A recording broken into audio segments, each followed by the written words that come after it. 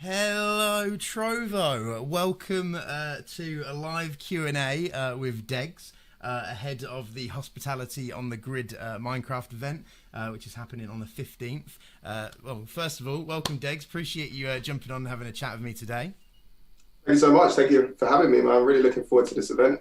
First time I've been on Trovo, so hi to everyone out there, and I hope you're well. Awesome. So I guess, first of all, would you want to kind of give everyone a bit of an intro to yourself, talk about yourself, your experiences over the last few years, what you do, and yeah, take it away. Thank you so much. Actually, hate talking about myself. That's why I brought my Carlsberg with me, because that kind of helps. So I'm an artist that's signed to Hospital Records, a drum and bass label based in South London in the UK. I'm primarily like a vocalist and MC, but also producing. I used to play around the world until this unfortunate virus decided to take over absolutely everything. So now I work kind of primarily with Hospital on doing some bits and bobs with their events and internally, and then just hoping at some point the shows are going to come back, maybe this year, maybe next year. So I guess that's it in a nutshell. Awesome. So for anyone watching, obviously, if any of you guys do have any questions for Degs or about the Minecraft event, you feel free to ask those. We'll either do it at the end, or I'll try and take notes from a few questions throughout the stream. But otherwise, I've got some questions for you anyway, submitted from the lovely folks on social media. So I hope they're nice and friendly ones. They've been audited. It's always the way. So first question then is from well, actually it doesn't say who it's from, but from a Twitter user. Yeah. I'm new to Minecraft. Is it like Lego on steroids? I mean, I'll be honest with you. I'm not an expert when it comes to Minecraft. I've been getting into it since we've been doing these wicked events, and shouts to everyone that's been getting involved from hospitality with building these amazing worlds. I used to play a lot of Lego, so I actually think that is, from my very, very small bit of experience with Minecraft, that's not a bad summary. So yeah, I agree. I absolutely agree. Fair enough. Yeah, it's quite a cool game, and I'm quite excited for the event. It's like, obviously you know what it's like doing shows, and I've been to a couple of music festivals over the years, but obviously due to COVID and actually having the opportunity to do one in an online event to somewhere people can actually go, like as a playable character, is really, really cool. Oh, it's amazing. The last event that we did, I mean, this time around I'm going to be hosting, so kind of just talking nonsense and hyping up, giving a bit of history behind all the DJs and the sets and the music whilst the event goes on. And yeah, the last time out, I played a DJ set, and it was amazing having a playable character. You got this incredibly complex world that you can immerse yourself in. And yeah, they've done a fantastic job with the creation of it. And it was an amazing event last time. I can imagine it's going to be just as good this time, if not better. Well, I guess that kind of covers the second question we were going to be asked. Oh no, have I done that thing? Yeah, no, it's brilliant. That ties in well, nice. It was actually, I've played Minecraft before, but how does a music festival in Minecraft work? So I guess if you can give a bit of an insight into that for anyone that hasn't, but most of that was kind of covered. Yeah, well, I mean, to kind of expand on it a little bit more, it kind of what hospitality and Matt Zone and the rest of the team have managed to do so well is almost mirror a festival site within Minecraft. So, you know, you turn up, you go through like a ticket area. Last time there was a meet and greet, for example. That's cool. Like a campsite. Even cooler. So even though I know you're in a virtual world and I know we're having a bit of fun with it, they've tried to really keep as much of the essence of, you know, just like a real world music festival. And it was strange sometimes, because I was there for the kind of the whole event, just immersing myself in the world, immersing myself in the chat, meeting people, speaking to people. And sometimes, you know, there were moments I forgot I was on Minecraft. It's so weird, even though there's just blocks and stuff. But yeah, they've done it in a way that's really, it's like really engaging, really fun. And obviously, most importantly, just like, you know, music festivals are in real life, it's really interactive and really, really, really sociable. So, you know, chatting to people and having fun and dancing with people is a massive part of it. So yeah, it's really good, really good. I know I'm a little bit biased, but I can't give it enough of a good score. It's really good fun. That's wicked. I'm really excited. So I haven't played Minecraft in God knows how many years. So for the first time in a long time, I'm going to dive into it and play Minecraft again. I've got my ticket ready, so I'm actually excited to go myself, which is really cool. It's gonna be good, man. It's gonna be good. So I guess next question is how does Hospitality on the Grid differ from the last show, Hospitality in the Void? I mean, I guess that's probably a question more geared to Mr. Matt Zoe. I wish he was here to help me out on this one, but I guess this one it's obviously a slightly different lineup. The Void was more kind of like it was like a mixture of real world and this kind of like underwater. Whilst the grid is almost a bit more like like what a festival would be like if it was in Minecraft. I know that sounds like a silly way of saying it, but I think they're just like every music event is different from one another, even if the setups are the same. So something interesting, something very, very different is going to happen. And a lot of it as well is the fact that last time we had Tony, Mr. London Electricity. So salute to him. He was doing the commentary, but this time around it's me. So I guess the quality of that has gone down slightly. I'm sure you'll be fine. That's quite cool. Yeah, I didn't realise it was all underwater last time. That's an interesting kind of. Yeah, it was weird. You kind of like swam down to the main stage, right? So you kind of the campsite and the festival were what you would expect, like a normal kind of on land. Do you know what I mean? And then you kind of went through this tunnel, this gate, and then swimming down into this underwater world, and there were bars down there. It was awesome, man. That does sound pretty wicked. Might not be possible in real life, but I'm kind of imagining like instead of like a big open field for an event, just like this ginormous swimming pool, like a with summer. All of us in scuba gear, and we can have a great time. I'm sure the technology's there. Just host it in the sea. We'll get there one day. Hospitality in the sea. That won't pass health and safety checks. Definitely not. So one of the Twitter replies, or one of the questions from the forum was, the last show was epic. What did you guys enjoy about the last show? Degs, are you looking, obviously, I know you briefly just said this as well, but obviously, are you looking forward to commentating this time round? Yeah, man. The last show, like I could repeat myself again and again. So sorry if I sound like a broken record, but it really was great. For me, primarily because of this interactivity. When COVID hit, that's kind of one of the biggest things about that us as musicians have missed. Not only the idea of playing our songs and it getting a reaction or people singing out the lyrics or whatever it is, it's also just being able to talk to people that love drum and bass music or just love music in general. And that's one thing that the last event really brought back, the idea of, for example, the meet and greet. I really enjoyed that. People were asking me questions about music I've not thought about for months and months. And it was nice to be stimulated mentally like that and kind of intellectually again. So, and it, very much reminded me of a festival and finishing my set, going into the crowd and having a good time with people. It's a good way of forgetting the fact that we're still we're still definitely in a global pandemic, which kind of sucks, man. But, I hope everyone's staying safe out there, of course. And I hope, we'll be back to it properly at some point, but this isn't a bad alternative. It really isn't. Yeah, definitely. No, I was, when I first heard of obviously the concept from the last one that you guys did, I was genuinely pretty blown away because one, I didn't even know that you could play like music through Minecraft to like everyone else that's in the game anyway. So I didn't really understand any of the kind of technical side behind it. Like I remember Minecraft being like the basic, I'm going to build a house like on a mountain and that's about it. Yeah, it's amazing. I'm obviously technical when it comes to music, maybe not so much with streaming and gaming, but I'm not sure whether they use a third party to stream the audio or not. But it works really, really well.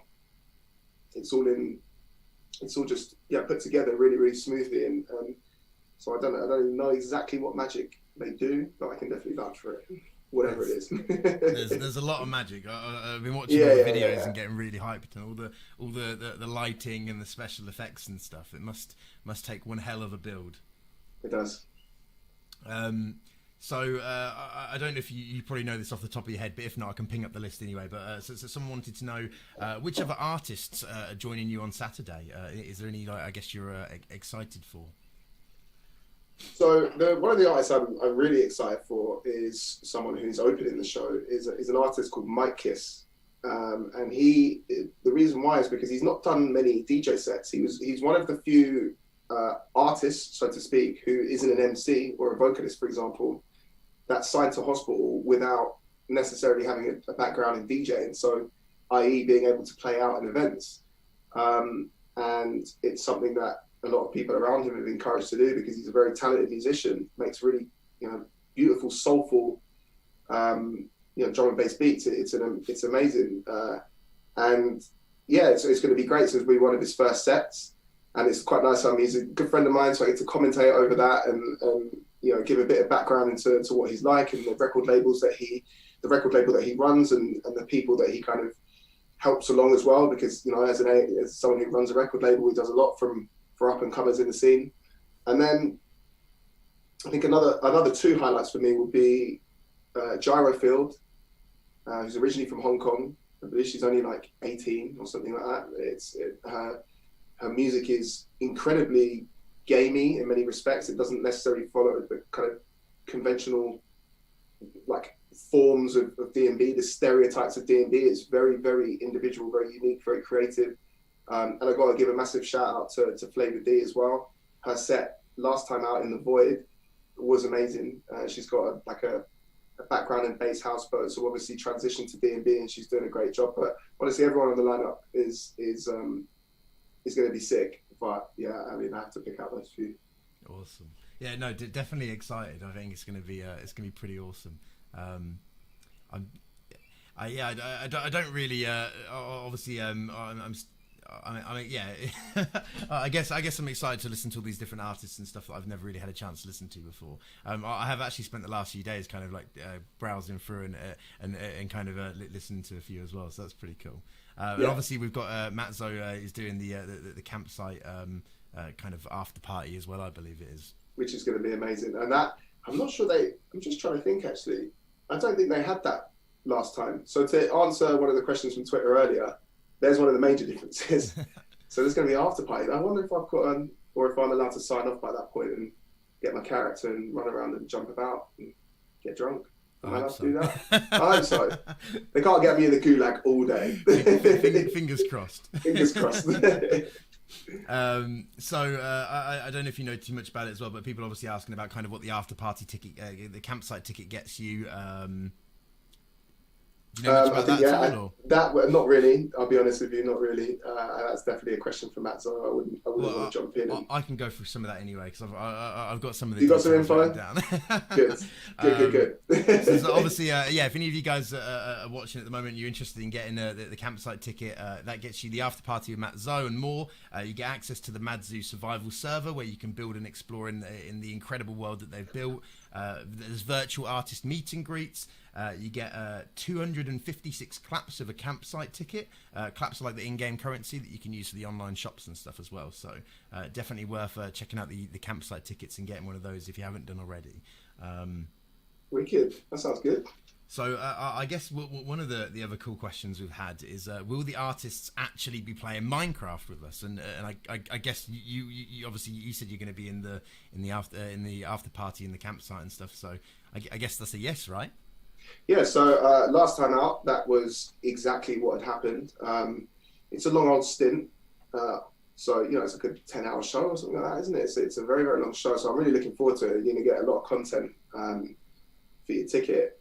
And so last time, for example, during my set, when I was around on the decks, we had the likes of Carlos Spy and Flavor D and London Electricity, all with their playable characters, just hanging out with people and having a good time, some dancing around. So it's really interactive. It's like I know I keep repeating myself, but very much like what a hospitality festival is always like, because we all like to interact with the people that come to watch us and pay to watch us play, because we want to show that we're very grateful and very thankful for that. And it's amazing that Matt Zoe and his team have managed to create a world in which we're able to do that virtually, because we've missed that side of being able to show our thanks to people. So yeah, to answer your question, yeah, you will be seeing me do some very strange Minecraft dance moves. I look forward to it. Yeah, that is pretty awesome. I can't imagine there's many events that you can go to in real life where the artists are going to join you in a mosh pit afterwards. Yeah, I mean, you'd be surprised. Yeah, absolutely. I think that's kind of one of the benefits and one of the most attractive things about drum and bass is that, because I guess it's a bit of a smaller scene in comparison to, like, let's say other dance genres like house or techno, both genres I really like, by the way, but there isn't that kind of closeness with the artists, and particularly Hospital's fan base in general. You know, Hospital is one label in D&B, so their fan base is quite loyal. It's always been one of the best things about the events that the label put on. Is just, when I first signed to the label in 2018, I was actually really pleasantly surprised with just how much of the roster will just, for example, Hospitality in the Park, they'll just go out and walk and chat to people, and you know, everyone likes to give their time, and yeah, it doesn't feel like there's that kind of, there's no gap between artist and raver. You're just all the same. That's sounds really a little bit hippie, that, but it's kind of true, you know. It's kind of true. No, that's awesome, because I guess like your fans and your listeners like really appreciate that as well. You know, like having that opportunity to get you to meet you either in Minecraft or real life is pretty awesome. So as long as they're happy, we're happy, you know. Yeah, definitely. So I guess another techie one that you might not know the answer to, but I'm happy to do this one as well. Okay. So how can you buy things in the online store shops in the server? And what can you buy? Obviously there's new character skins, there's screen altering enhancements with effects and stuff like that. So it's pretty cool. Yeah, it was awesome last time, and all the screen altering stuff is, again, they've done a really great job. I was really interested to see how they would make kind of visual lights and lasers and things like that. And yeah, is this the man himself? There we go. We have perfect that as well. timing. He might as well describe this guy. I was about to really mess up one of your technical questions, my friend. So you just came at the right time. Perfect. Yeah. Sorry for the tardiness. A bit of a time zone mix-up. No worries at all. No. It's completely We thought fine. so. Yeah. Well, yeah. What was the question? I'm here to answer. I guess the first one is what can you buy in the online shops and stuff like what cool things can people purchase and what can they do in the server, I guess. Yeah. Well, there's disguises and sort of online merch that people can buy, and there's also special enhancements, we call them. So yeah. Very clever. It basically changes how the game looks, and yeah, they're sort of like in-game drugs, basically. Yeah. Love that. Yeah. That's brilliant. So I guess I'm going to check a few more of the really techie ones at you really quickly, because this is one that I'm quite interested in. So how does the music actually get transmitted through the server, through the game? It's actually, the music doesn't go through Minecraft itself. It's actually being handled by another service called Audio Movers. That you stream from a DAW, and it's a plugin, and then you can listen on a browser basically.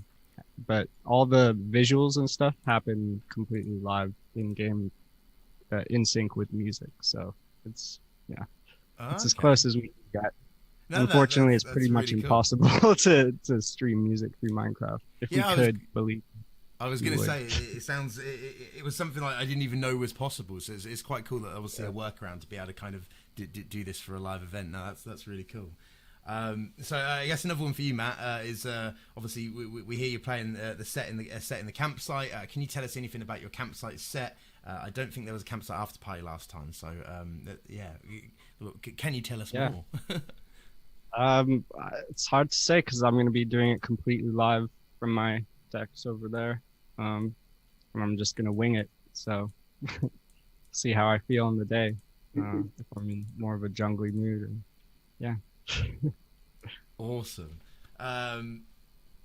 Well, I guess as well, one thing we didn't really get a chance to kind of say to you when you first joined is for anyone obviously watching at home that doesn't know too much about you, do you mind kind of introducing yourself, give us a little bit of your background, tell us about yourself, take it away, I guess.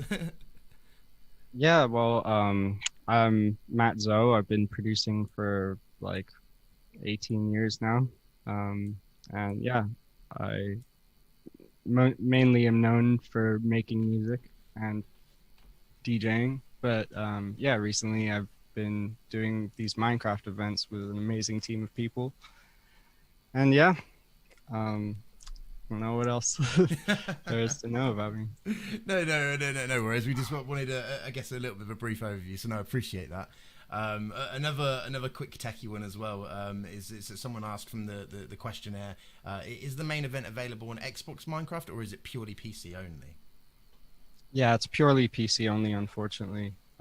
There's no cross compatibility with the other version of Minecraft, so it's yeah, Java only. Maybe in the future if Xbox maybe allows something like that. Exactly.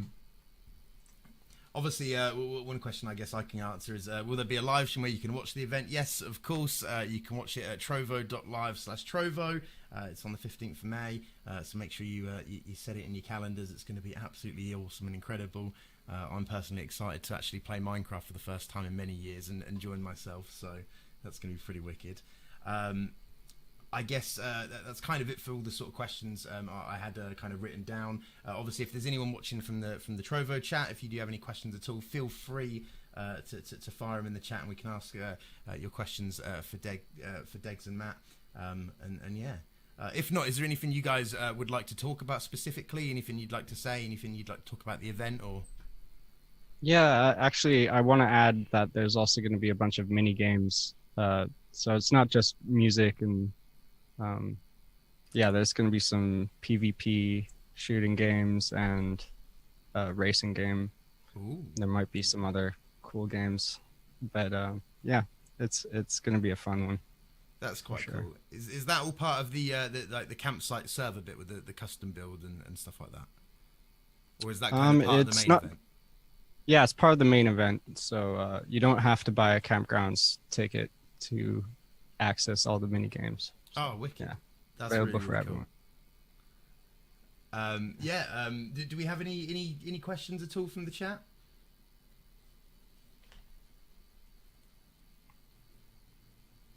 I guess another one for yourself from earlier on that I asked Degs. It was obviously kind of how the previous show obviously differed. I know Degs is obviously commentating on this one. Can you give us a bit of info on the previous event, what you enjoyed about it, what you're kind of mainly looking forward to most for this one? Or yeah, the previous one was pretty much a benchmark for us. It was pretty massive in terms of the build, and yeah, this one's on a whole nother level in terms of technical. Just what goes on behind the scenes is pretty nuts. And what goes into just making everything work is pretty intense. I can imagine. One thing I'm quite interested in, so obviously, I guess building all of the mini games and the stadium and everything like that, the world itself is obviously a pretty mammoth task. But how do you actually like build all the lighting and the kind of special effects and that? Like, all I remember is back when I played Minecraft, was trying to use redstone to make some boxes make a slightly musical tune.